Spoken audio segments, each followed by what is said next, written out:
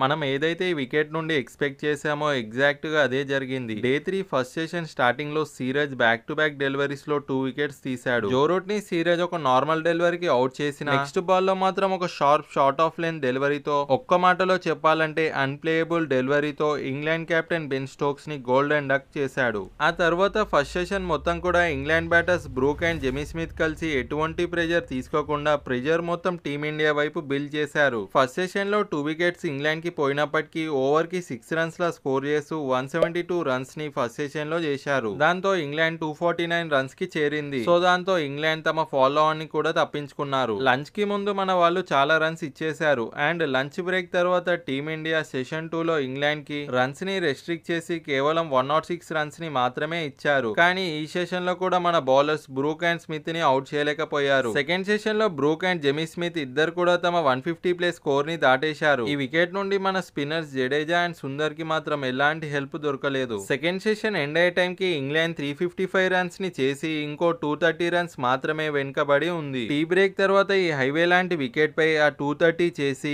ఇంకో 100 plus runs lead కూడా England వెళ్తుందనిపించింది. Ben Stokes out అయిన 60 ఓవర్స్ తర్వాత ఆల్మోస్ట్ 303 రన్స్ పార్ట్నర్షిప్ ని మన వాళ్ళు న్యూ బాల్ తీసుకున్న తర్వాత 158 పైన ఆడుతున్న హ్యారీ బ్రూక్ ని ఆకాశదీప్ అవుట్ చేశాడు. జెమీ స్మిత్ ఒక ఎండులో రన్ స్కోర్ చేస్తున్నప్పటికీ మరో ఎండులో మిగతా ప్లేయర్స్ అవుట్ అవడంతో కేవలం 20 రన్స్ తేడాలో ఇంగ్లాండ్ 5 వికెట్స్ కోల్పోయింది. సో దాంతో ఇంగ్లాండ్ 407 కి ఆల్అౌట్ అయింది. ఈ ఇన్నింగ్స్ లో సిరాజ్ కు 6 వికెట్స్ దక్కడంతో ఇంగ్లాండ్ లో తనకు ఫస్ట్ 5 వికెట్ హాల్ వచ్చింది. ఇంగ్లాండ్ ని మన వాళ్ళు 407 కి ఆల్అౌట్ చేయడంతో మనకు 180 లీడ్ వచ్చింది. అండ్ రిటర్న్ లో టీమిండియా సెకండ్ ఇన్నింగ్స్ లో జైస్వాల్ వికెట్ కోల్పోయింది. డే 3 కంప్లీట్ అయ్యే టైం కి టీమిండియా 64 రన్స్ స్కోర్ చేసి ఒక వికెట్ కోల్పోయింది. అండ్ క్రీస్ లో 28 పైన కేఎల్ రాహుల్ అండ్ 7 పైన కరుణ్ నాయర్ ఆడుతున్నారు. ప్రస్తుతం టీమిండియా 244 రన్స్ లీడ్ లో ఉంది. ఈ లీడ్ ని మన వాళ్ళు 450 లేదా 500 పైన చేరిస్తే మనకి ఈ మ్యాచ్ గెలిచే ఛాన్సెస్ ఎక్కువగా ఉంటాయి. అండ్ మీరేమంటారో కామెంట్ లో చెప్పండి. ఈ వీడియోలోని కంటెంట్ నచ్చితే లైక్ చేసి మరింత ఇలాంటి కంటెంట్ కోసం ఛానల్ ని సబ్స్క్రైబ్ చేసుకోండి.